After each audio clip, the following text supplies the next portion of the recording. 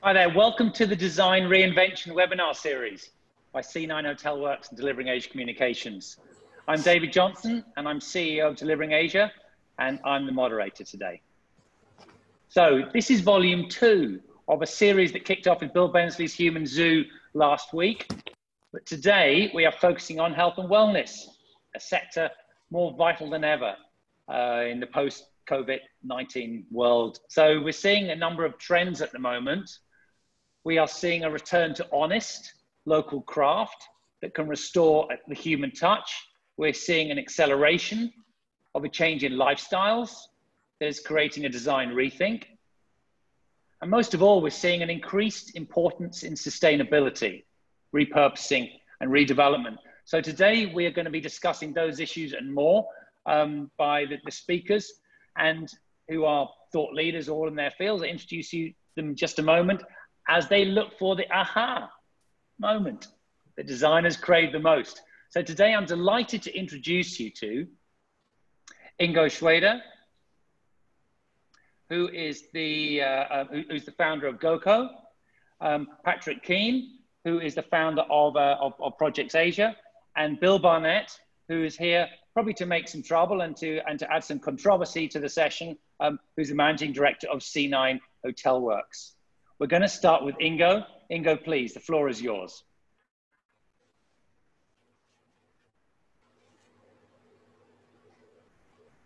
You need to, Ingo, you need to unmute, please. Thank you. Good afternoon, everybody. So we are the world over in a very volatile situation, and viruses, rioting, looting, political extremism, economic meltdowns, and amongst that, one of the biggest obesity crises of all our times. Therefore, health through design is very important. That's what people like us are doing. Can we move to the next 2 slides, actually? I don't control this from here. Yeah, next one, and the next one.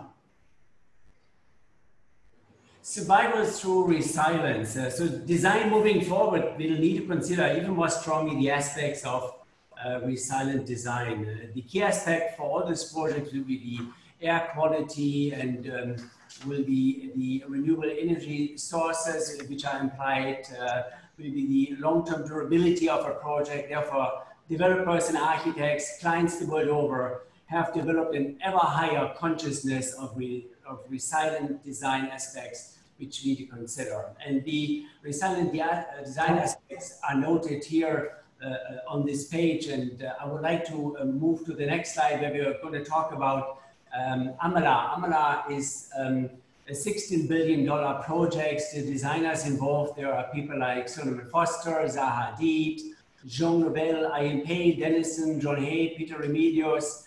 It's a 90-hectare pure wellness facility, and the project is under the personal patronage of His Royal Highness, the Crown Prince of the Kingdom of Saudi Arabia, and a very visionary hotel developer called Nicholas Naples. It has an advisory board which has the founders of Star, Daman Resorts, Regional Hotels, the CEOs of Six Senses of ACOM, the director of the Dorchester Collection, the world's best polo players, and the former head of the Guggenheim Museums, among some others. So an A team, and Amala will certainly create transformative personal journeys inspired by art, wellness, sustainability, and the purity of the Red Sea.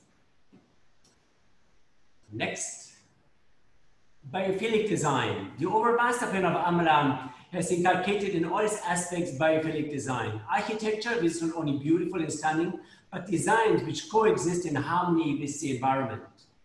Not only awe-inspiring landscape designs, but vegetation, which is detoxifying the air, creating an overall healthy environment in the surrounding. The project is dedicated to celebrating the marine life, and this design, for example, on the Marine Life Institute, is inspired by pattern and forms of the vast coral reefs along the entire coast of the Amala development. And you can see on the right side of the picture, the Marine Life Institute, which looks like a coral above and beyond the ground. Sustainable design. It's only a buzzword, but in many developments, it will now permeate substantially further, and in Amala, it's a key development aspect. The senior leadership is fully committed and dedicated to showcase this forward-thinking environmental practice as never have seen anywhere before. Can we go to the next slide, please?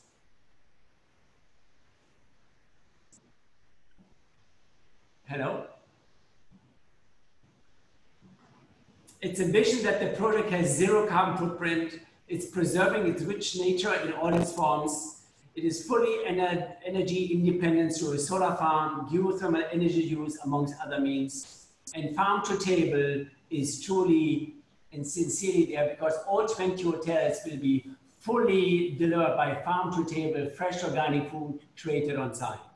Therefore, substantial undertaking to preserve the pristine environment in the ecosystem is in place, and preserving the purity of the Red Sea is of utmost importance, and the marine there is truly enriching. If you look at the marine life on the right side, that's an actual picture taking on site there.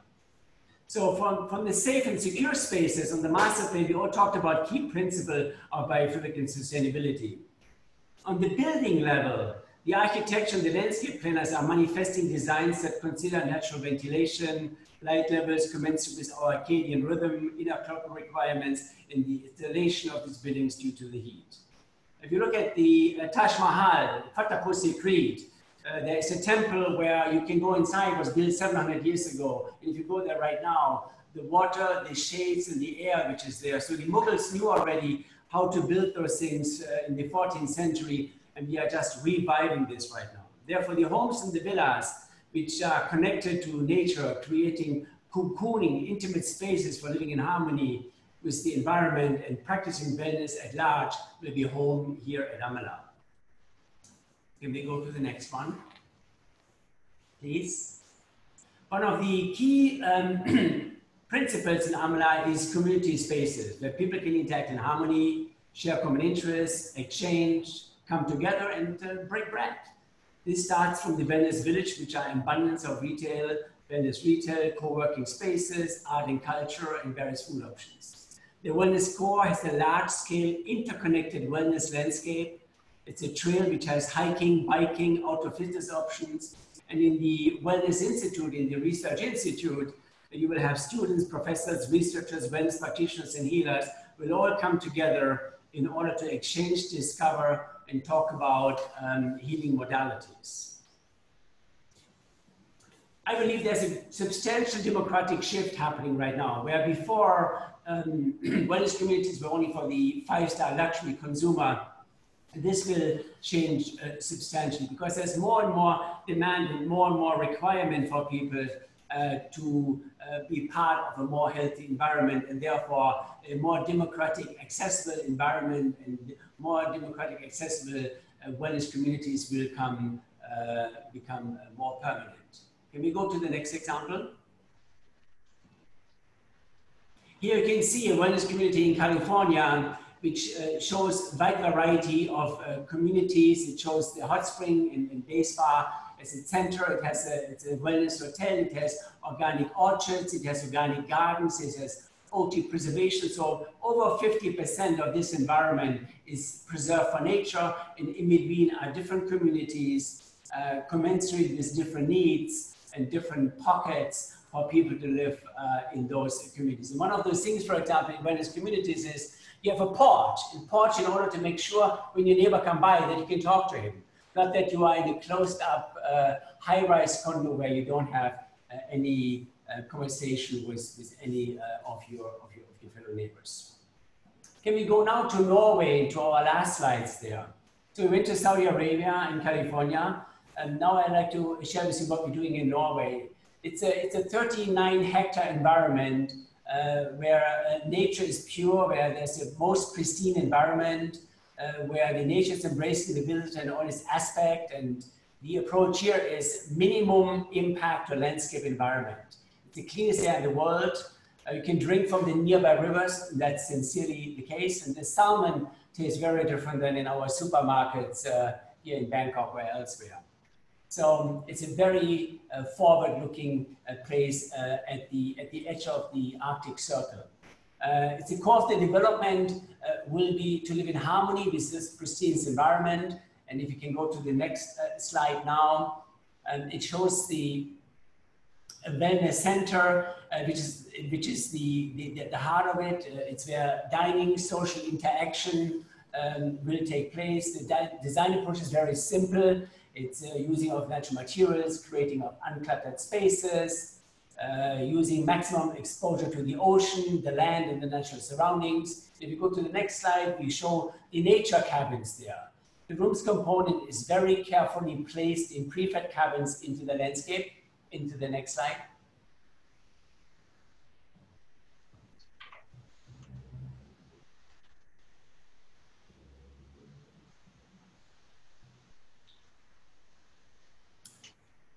Yeah, technology doesn't work right now.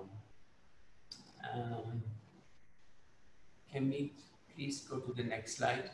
Yes, so you can see those cabins, they're very selectively placed, they're all prefab, so they are literally produced offsite, come there, and then placed in the natural environment.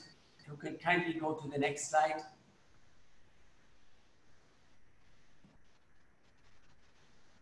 And this is another cabin. This is actually a picture I took where you can literally sit in the landscape. I saw dolphins and whales in front of my door. And if you look at this kind of slide, you can see how the outside comes to the inside. And given the anxiety levels and the stress people have, here you can reduce your stress and be one with nature and the environment and all the good things.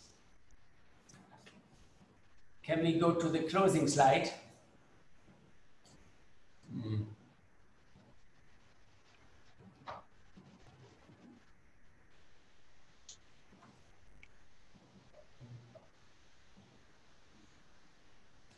No. Can we go forward, please? Yes, thank you so much. So I don't believe that touch is out. I believe touch calms cardiovascular stress and shows signals of safety and soothing. A child cannot survive without touching. A simple touch triggers the release of oxytocin, AKA, and that's the love hormone. So therefore, in times of an imbalance of mental health issues around the globe, it is important that we create spaces and communities where we engage in social activities, nature, and healthy lifestyles. Thank you.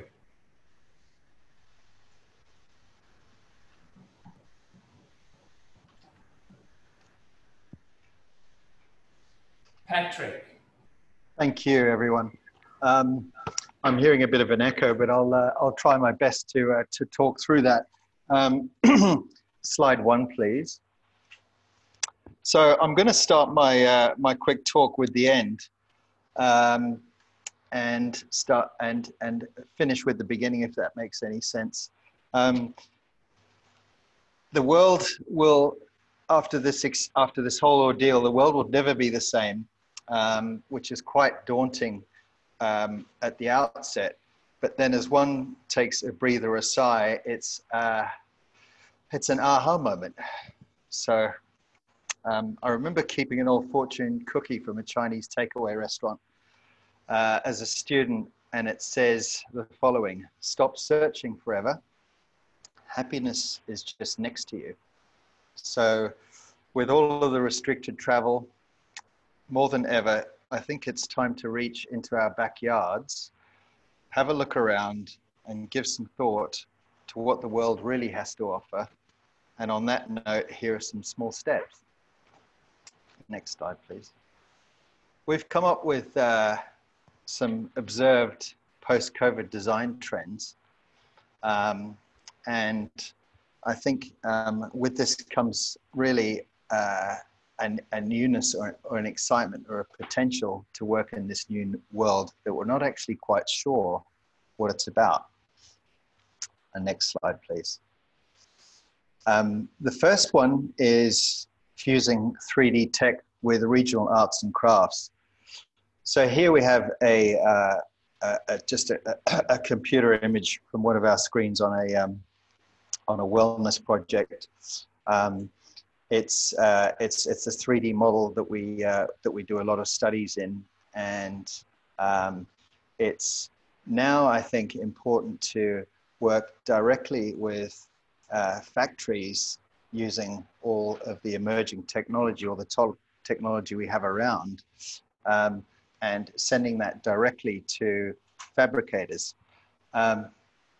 Now, I don't mean necessarily by fabricators that can just make things, but actually a whole movement in arts and crafts, which is already available, especially in Southeast Asia, with smaller objects and found objects like the baskets and bits and pieces you have here. But what you see here is on the top right-hand side is actually a project for a wellness studio currently under construction for a client. Point 2. This one's already been raised with Bill Barnett's talk last week, and that's in with the old and out with the new. On the very left-hand side, that's what I would consider a found object.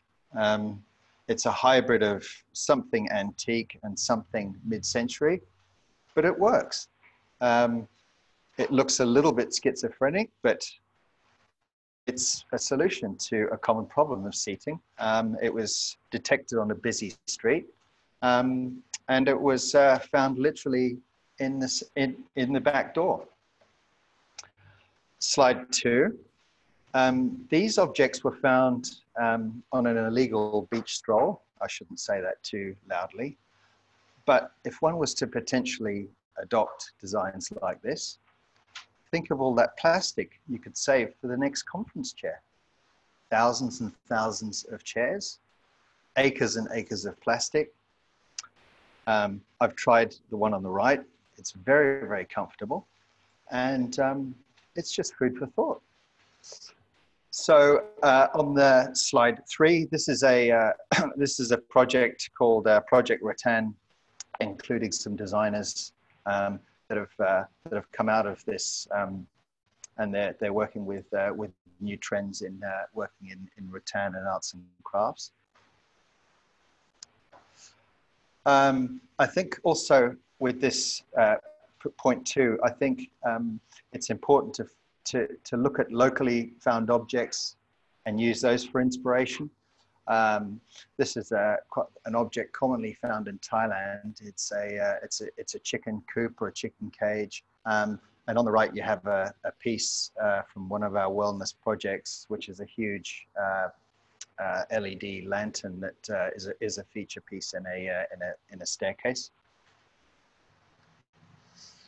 On to point 3, noble materials returning to nature. I think texture, tactility, surface, connections are all things that are incredibly important in design. They always have been, but I think pre-COVID, they tend to have been forgotten. And the slide on the left is a really, really interesting structural experiment involving probably one of the world's oldest materials, and that's just the common brick, into a very sophisticated 3-dimensional arch. It's actually for a project that we're working in the south of Thailand for residents. And on the right-hand side, that's a very, very simple image or a photograph of the brick pits in southern Thailand. And I think if designers were to start to work in with really first-hand research, they'd uncover and start to rediscover things like these opportunities and potential materials again.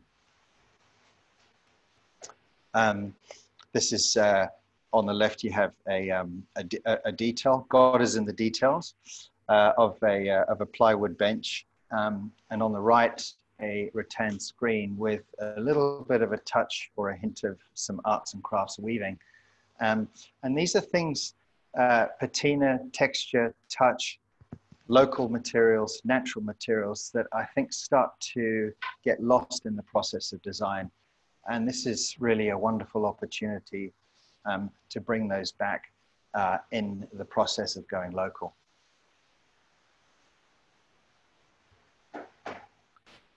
Point 4, people to people. I think it's the return of identity, artisans and craftsmanship. I think we need to tell stories again. We need to communicate with individuals. We need to go back to local creative sources, especially after a lockdown. Faceless importation it's got to be reduced. Mass production and inferior synthetic products are clogging the marketplace now. And here you see a few photographs of local craftspeople in Thailand. Their craft level are very, very high. And sadly, a lot of these people are being displaced or being put out of business for the sheer fact that people are importing goods online. They're importing goods from places which are price competitive. But that might all change with travel. If travel becomes more expensive, if it becomes a little bit more difficult, we don't know yet. These are things to also look out for. These are items that that should be carefully reviewed. On the same point, I think post-COVID design is a wonderful opportunity to go to deal with people to people, making places, not just spaces. And here's another example of a craftsperson that can actually produce a very, very high level of craft. And when that's dovetailed with technology, can introduce a level of patina, of touch, of sensory experience to something that you can't just get from a machine or an inferior plastic product.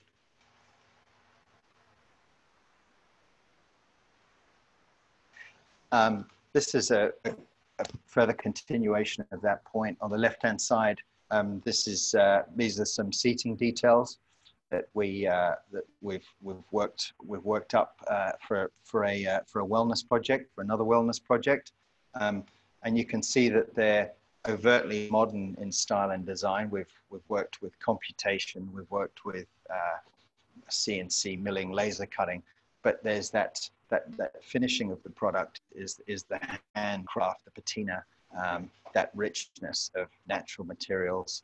These are all made out of rattan, which is a highly sustainable material. And I think these are all cues to what the future could hold in design trends. On the right-hand side is a discovery that I made. It's a handcrafted object, a boat, just in the process of being all put together in a very, very detailed, very, very niche, beautifully crafted. It's a beautifully crafted object, aside from being a functional object. Point 5. I think the goal set for designers for the future is to design an antique of tomorrow. That should be the new brief, the aspiration for designers today. I think that it's important for designers to really start to dig deep and to look into sources of inspiration that are tactile, that are part of the environment that they're a part of or that they grow up in. The internet is not a solution for everything. It might be a wonderful resource, but it's not just an idea in and of itself. I think designers need to, in some way, dig deeper into the fundamentals of what an object should be, how a building should be responsive to its environment. This particular slide here is it's an urban master plan concept that we're working up. It relies on its environment to be climate responsive. So the project is not resisting the place where it's built, it's actually embracing the place that it's built. And I think designers should start to look for more appropriate products, be ambitious, because the disposable culture on many levels has actually set us back. On that note, I'll close on the slide for the beginning, for the end. I think this is actually a new beginning for us. I think it questions, who are we really building for? Where do we start again? We have to return to where we were, but maybe we should return instead of go back. Maybe it's a detour, those sorts of things. I think we should contemplate for the future of design. Patrick, thank you. Excellent, great insights, and earlier, Ingo, too. Thanks very much. Just to remind everyone that there is a Q&A function below. Please pop in your questions in there. There's been a number of questions so far, and we're going to get to those just after Bill Barnett. Can I hand over to you, please, Bill? Thanks, David. And actually, I've got my coffee cup here, so it's exciting. But hospitality, health, and wellness, the new luxury. When I was 6, I had an interesting experience because I remember the first day of school, I was coming out of kindergarten. I went with my best friend, Ronnie Mitchell. And I just didn't want to go to school. After about 3 days, I told my parents, I'm not going anymore. I stopped. And basically, I went back to the sideline because I enjoyed my lifestyle before. Breakfast at leisure, I could watch TV all day. There was no pressure on anything else. So I took a year off. I mean, years later, I came back and lost Ronnie Mitchell as a friend. There was a great difference from everything else. But what I learned from that experience was the pleasure of lifestyle and how that lifestyle was luxury, right? So I think that's important. Today, when we're talking about health and wellness, it's not just about spas and gyms. You know, I always go back to a saying by Henry Ford about innovation, right? If I asked people what they would want, they would have said faster horses. I think there has to be the underlying belief that people don't know what they want. At the end of the day, in a great industry, hotels are not smart places, right? We're not, you know, it's often said that the biggest innovation in hotels in the past 30 years was learning to fold that toilet paper right, you get the whole prickly edge of the bathroom, you know? So it's often an industry which lags many others. And I think one thing about health and wellness is how it's the new luxury is because it's important to our lives. You know, take Apple again. Apple created the need of a product. It created the desire of a product. If you own an Apple Watch today, it's discretionary income. I've got one. I check my steps and everything else, so that's part of my experience. So I think that's really important. So again, it's creating new products, innovative products, right? Something we know from COVID-19 is how it's accelerated trends which were already in the way, right? I believe that hospitality wellness is dead because hospitality wellness got people back into the boxes. I get in an elevator in a hotel and say, here's the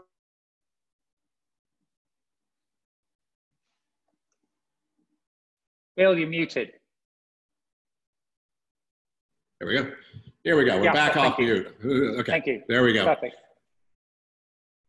I believe when you go back to hotels, when we look at, you know, the spaces, the spaces are hidden away. The spa is someplace discreet, it's nice and everything else, but it's a box. You go to the gym and it's a box. The health and wellness experience in hospitality hasn't moved forward in 2 decades. You know, whereby hotels, they're artisanal, they're experiential, they're authentic and everything else. It's just brand talk. But the health and wellness experience, unlike our real lives, you know, when we look at the Apple Watch, when we look at how much we value our wellness today, COVID-19 has accelerated that trend. And this is why it's an exciting time for health and wellness and hospitality. I think that's really important. Because when we look at what the new hospitality, health and wellness is, it's about escapism. I mean, you know, at the end of the day, you now want to get away from someplace because you want to feel safe, secure, hygienic, and everything else. But it's about escaping the shit going on out there right now. Every day I watch, I turn on my TV, I'm afraid. I don't want to watch that stuff. I want to get away. And the good thing that you understand with this kind of lifestyle for wellness is you need time for yourself. You need time to contemplate. And it's been a good thing the past few months is because it's allowed people time to think and value what's important in their life. And that's why we're saying health and wellness is the new luxury, because the new luxury is time. And I think that's been very important where people say all of a sudden that's important to their lives. We look at space now because with self-distancing and everything else, space again, it becomes important in hotels, it becomes important in our experience, in our hotel rooms, in our, whether we're going to be touching everything or these social spaces, these long tables and everything else. So space again is another luxury. Programming, because I want to know, I want to learn, I want to know how to do things. That's again, this has been an opportunity that people have learned over the past 2 or 3 months. Some people sat around and day drank the whole time. People did watch Netflix, something else, but other people took an opportunity to learn and to understand more of the world. I think this is something people understand is now that opportunity. and what's health and wellness going to be beyond the spa and the gym? What is going to be next? And that's why I think later on, when we're going to be talking to our experts in question and answering, we want to talk to Patrick. We want to be talking also to our friends from GoCo, Ingo and the team, saying, what's going to be next? To me, futurism is brands that engage, hotel brands that engage beyond the one night stand. The health and wellness experience gets beyond the gym. It gets beyond the spa. It's part of what is going to happen in the future. So I think this is also an incredible opportunity for people. So I'm going to hand it back to David Johnson and say, David, can you take the question and answers and get our two wellness experts talking about what those questions are? Thank you so much. Thank you, Bill. Excellent insights. There's been a number of questions that have come through, and I'm going to get into those straight away. Ingo, you'll need to unmute, please, and you too, Patrick. When we get to you, Ingo first. Do you see opportunities to work within pre-COVID structures to create post-COVID wellness spaces and experiences? Yeah, I do. I mean, reconversion, I think, will be the mantra of the game going forward, out of the very simple reason that there will be very few new construction given the volatility of the market at large. Therefore, one will take spaces and repurpose them into new environments, give them a new meaning, give them a new depth, give them a new life cycle. And I believe that will be very much the mantra going forward. Patrick, what do you think about that? I'm actually, sorry, I didn't quite hear the question. I was muted and I've just come on mute. No problem. Let me repeat it. Do you see opportunities to work within pre-COVID structures to create post-COVID wellness spaces and experiences? So this is using existing structures. Absolutely, definitely. I think my chair example sums it up. It's all about adaptive reuse. It's about repurposing, reprogramming, spirituality, a dichotomy of a lot of ideas happening simultaneously. It's really thinking outside of the box, how to be intelligent with these things in this situation. Definitely, absolutely. Excellent, thanks, David Robinson. Another one from you, David Robinson. That is, sorry. How far can the well-being experience stretch? Will it include spa, dining, education, sharing, and more? Are there any limits, Ingo Schweder?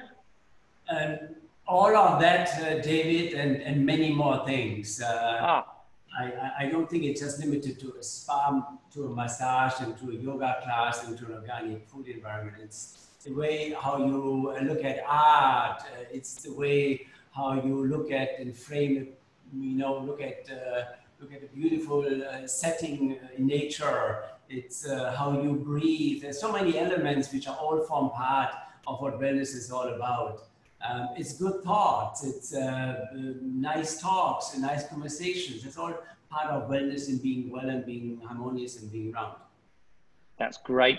Bill Barnett, how far can the well-being experience stretch?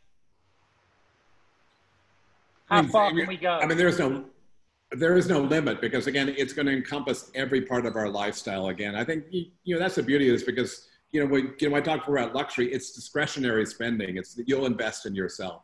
I think people understand the value of that. I think something we've learned from COVID-19 is that you want to invest in your health, you want to invest in wellness. So that touches. So how far can you go? Because everything you invest into, from your car, from your transportation, from your travel, from the place you live in, from the place you work in. All of a sudden, people are talking about the quality of air you breathe in your workplace. Again, it's going to escape into everything we do. And I think so that's important to understand. This platform is not just talking about hotels or hospitality, but it's health and wellness in terms of, how it encompasses all of our lifestyles. So I think it touches everything.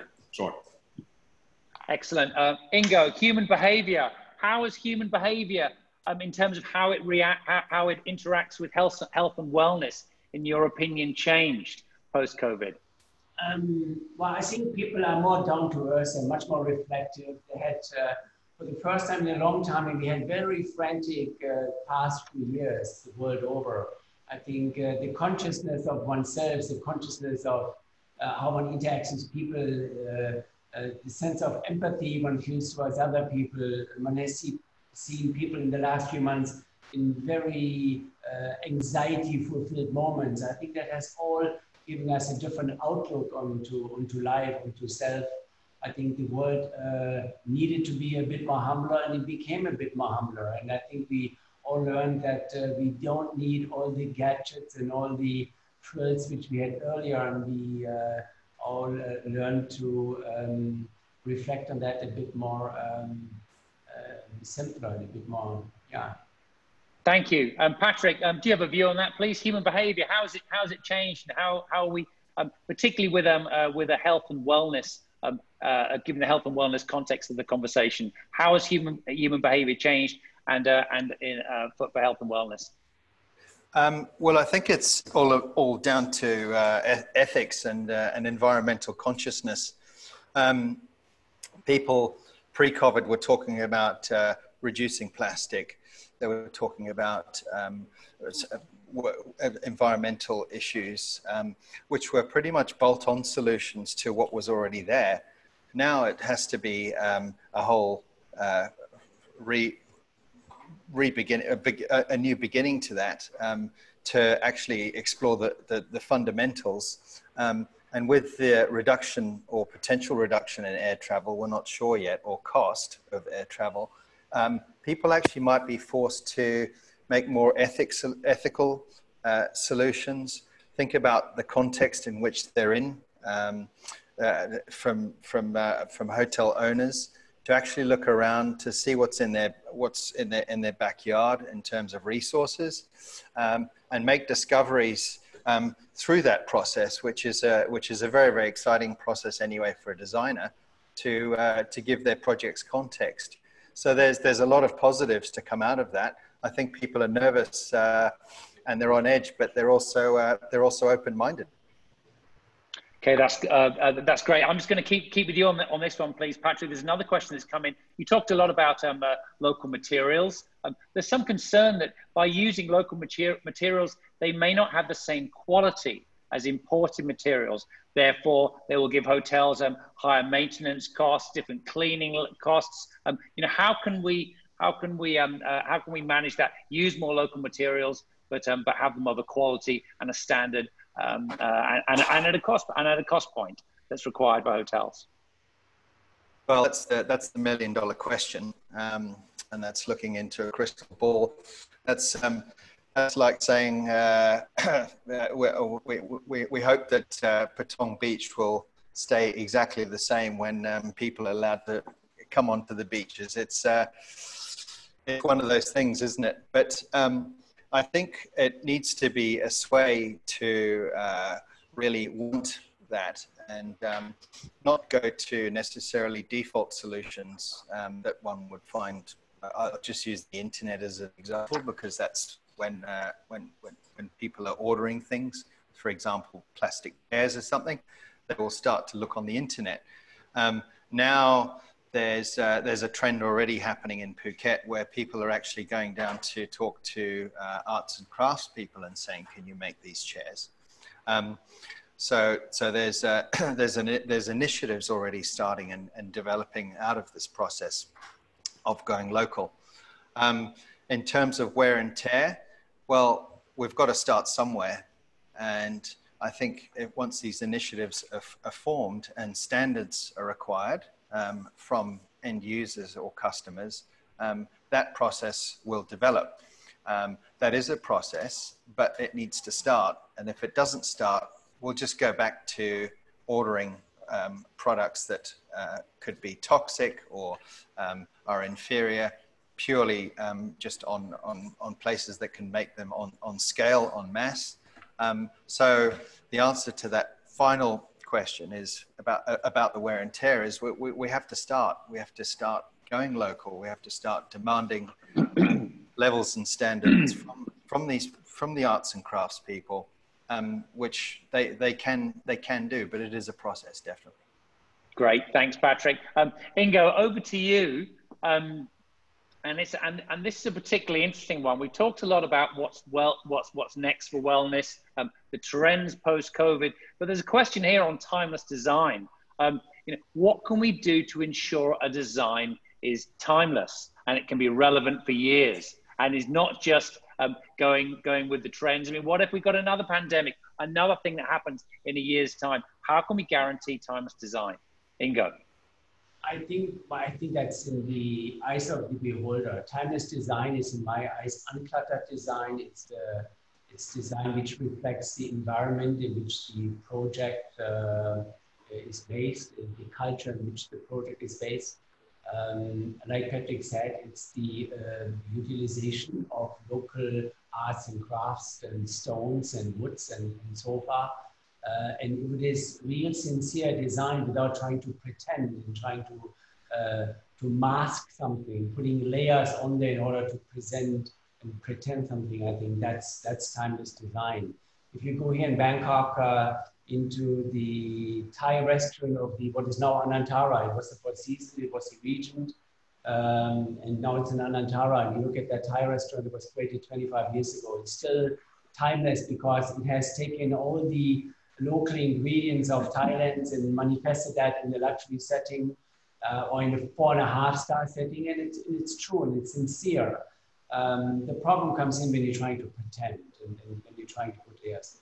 That's when it becomes trendy, and trends are trends. They're short-lived. Thank you. Bill Barnett, timeless design. You talked a lot about acceleration, trends. We're going faster. What can, in a health and wellness context, what is timeless? Well, at the end of the day, it's something which is going to, again, 5 years, 10 years, 15 years, 20 years. It's not just sleek design. I think something that, I can go back to timeless design. Is that a house in London, which was 200 years ago? Is it a cave, which is 5,000 years ago? I think when we look at what's going to be timeless in design, I think that, the elegance of what we're talking about now for health and wellness is retrofitting, repurposing, and rethinking what's out there already.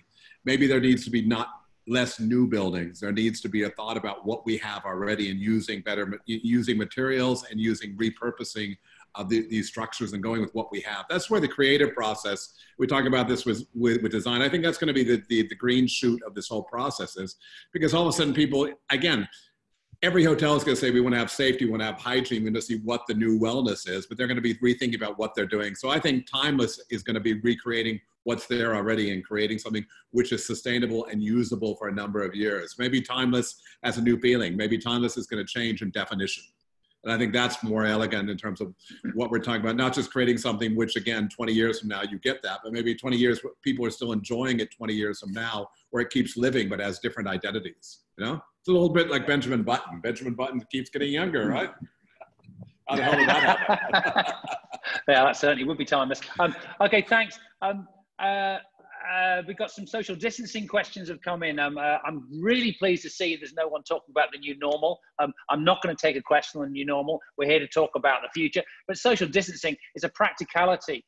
And in terms of design, it's going to be very important. Ingo, how are you dealing with the ideas of social distancing in design? Is this something short term? Is this going to be longer term? Are things going to be less communal than they were?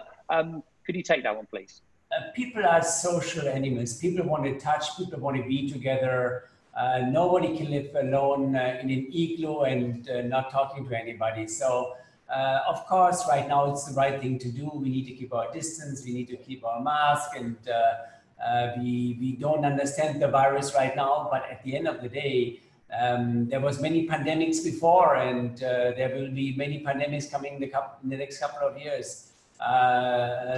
People are there to be together, to socialize together, to form families together and reunions together. So I don't think that will go away. I think that's short term right now. Okay, great. I'm going to take it one stage deeper now. And this one's going to be for you, Patrick. So are you ready for it? Do you have any studies on the psychology of space and how people react with it? And what can you recommend? Patrick Keane? I have to unmute for 1 second there. Okay, so yeah, I've got the answer to that already. I knew I was going to be asked that question. I think the key is to this whole issue, including social distancing, is self-programming spaces, less structured spaces, meaning in a hotel, for example, on a basic level, having a lobby, a drop-off area, a restaurant, designated areas in that structure of the building. I think programs and functions are going to become a lot more looser. They're required to be a lot more adaptable. Conferences may happen in groups of 1,000, or there may be these online conferences like we're experiencing now. I think adaptability and flexibility are the answers to that question. Absolutely, yeah. But Ingo's point about people being social animals is absolutely necessary. It's people love to have a chat. Yeah, that's why pubs were invented. Good. Bill Barnett, wellness harks back to some of the most basic of things, like a good night's sleep. Are we going to get back to just thinking about how we can have a good kip? I don't know. I mean, the more I start thinking about, the cheating Tweedo in Washington, I kind of, the big sleep's going to come soon enough, or November. I'd like to go sleep till November, really. That's the best thing. Right? If I could wake up after the elections in the U.S., that would be the thing to do. But sleep is a part of wellness, everything else, having a good night's sleep. And again, this goes back to the values of again, whether you're doing meditation, whether you're doing yoga, whether you're something getting out exercise, and these are good practices. I think highest and best practices. And what we've learned, hopefully over the past 60, 90 days from self-distancing and people being alone, is that, it's the value of me time. It's the value of not being on the clock all day long. It's not sitting on your computer all day long. It's the ability to turn on and turn off. To me, the whole thing about the future of this is, where's the off switch, right? It's finding that off switch and saying, there goes the switch. And maybe that's part of wellness design in the future. Where's the off switch of bingo? That's it, right? So I think, again, we're going down to pretty basic stuff. But getting a good night's sleep, getting rest and relaxation, to do more is just a simple part of it. So I think that's going to come back, sure. Okay, great. Excuse me, Ingo, please. Very simple design element is electromagnetic fields in the bedroom. If you have a 2-meter plasma screen in front of you, load your iPhone, get woken up, so your iPhone, they have all kinds of gadgets next to your bed. You get zapped all night long. So it's a very simple, practical thing to design a space in your bedroom where you don't have right next to your head constantly electromagnetic environments which are directed towards your nervous system and keep you awake and keep you half alert. So that's a design element. It's a practical one. It is found in some hotels, but I don't know why not in more. Thank you. We've got an interesting question here about rooms, actually. How about content-driven rooms? Is a new innovation potentially going to be party rooms, meeting suites, educational rooms, virtual art rooms? How can we look at a redesign of rooms and a rethinking of rooms? Bill Barnett. I think it makes a lot of sense, especially with virtual reality, with VR and everything else, with technology. Virtual reality is the game changer for us because, why do you have to have artwork and change? We always say the hotel business doesn't make sense because what you have in a guest room doesn't change. It changes every 5 years. If I go to a shopping mall, a retailer guy is that much smarter because retail can change every day. Retail can change by the season. It can change by the hour. And hotels need to adapt that. To me, again, that's just a great case of what hotels do wrong. Because really, is my cycle every 5 years, or should my cycle be morning, noon, and night, or should my cycle be by the season or something else? These are basic instincts. By the season, is it rainy season? Is it dry season? Is it summer? Why shouldn't my change adapt? And I think the more you can adopt the actual changes of climate, the changes of seasons into the guest room and change that experience, whether it be through virtual reality or technology or soft goods, it makes a lot more sense. This is something which the hotel business doesn't do well because, again, who wants to live in the same place for 5 years in a row? So this is, again, a great opportunity for things to reinvent themselves. So exciting space. Okay, great. I've just got another one here on local. Patrick, you talked a lot about local communities. You talked about, you know, almost hyper local. And there's a question here from China in that with the possibility of less international travel, what can spa and wellness do to attract more local usage, to integrate the local community more in design, but actually embrace them also from the usage point of view? Yes, I've just unmuted.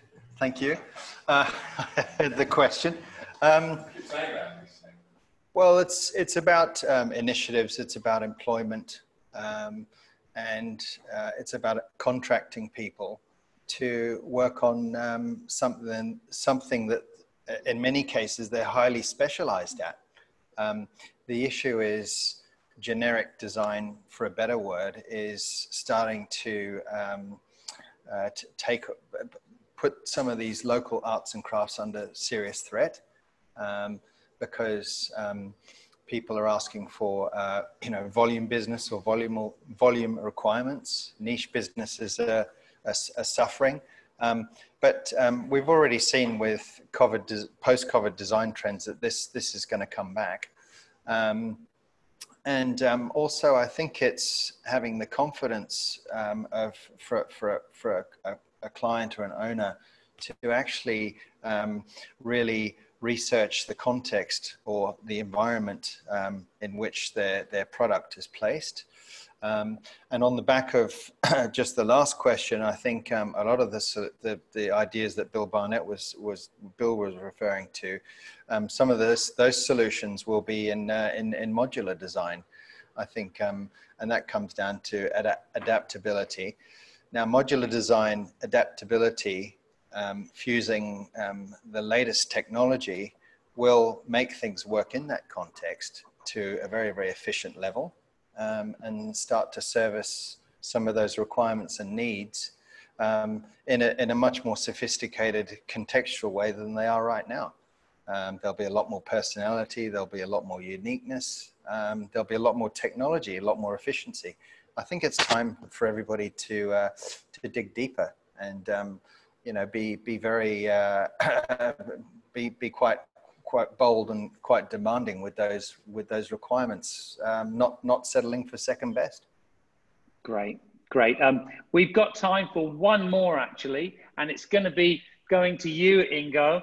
A lot of the designs that we've seen of yours are very forward thinking, futuristic maybe. So I thought maybe you would be the most appropriate one for this in terms of, you know, looking into your crystal ball, really what is next? What is next for wellness?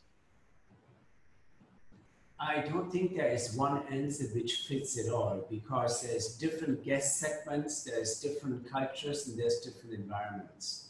So I don't think that there's an answer which one shoe fits it all. I believe the biggest move will be that wellness right now is perceived to be a product for a luxury and affluent consumer. I think that will change because there is many more people in the middle class and upper middle class who would like to participate in wellness services and wellness programming, and that will prosper substantially, and it actually has prospered already substantially. If you look at pure dollars and cents and how it is spent, you see much more of the middle class participating in wellness-related services.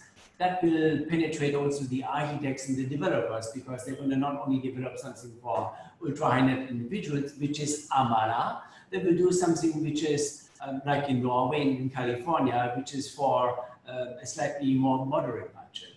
So, so I think that about segmentation. In terms of product, I believe local designs very much will become much stronger. People will travel more regional, and they want to feel and touch and sense the culture in which they are.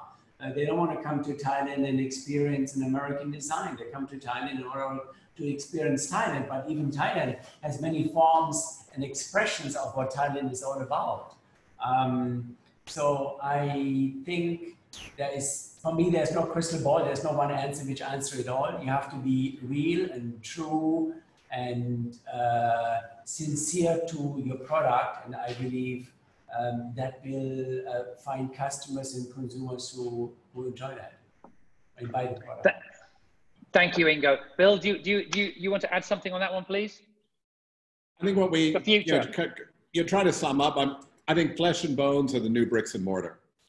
I think that's really important because people are willing to invest that money back into themselves because they feel that's where the value is and they feel that's sustainable. And I think, there's nothing more profound. I think we're past a phase of design where people say, I want to invest. It's interesting when you go to Canyon Ranch or something and you see somebody checking out and they're already booking their next day.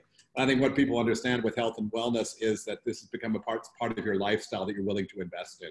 You're saying that engagement. So I think, as an industry, it's an industry which should only engage during your holidays. It shouldn't engage during your 1 week detox. It's something which is engageable throughout your 365, 24/7. Again, not bricks and mortar, flesh and bones. To me, that's the future of wellness. Okay, that's excellent. And on that note, I'm going to say thank you very much, Ingo Schroeder, Bill Barnett, Patrick Keane. The session is going to be sent to you all. All the participants will receive it. We'll receive a recording of it. You'll receive the presentations, and we will also look forward to seeing you next Tuesday when we've got volume 3 of Design Reinvention coming up. Thank you very much to you all for attending today. Bye-bye now.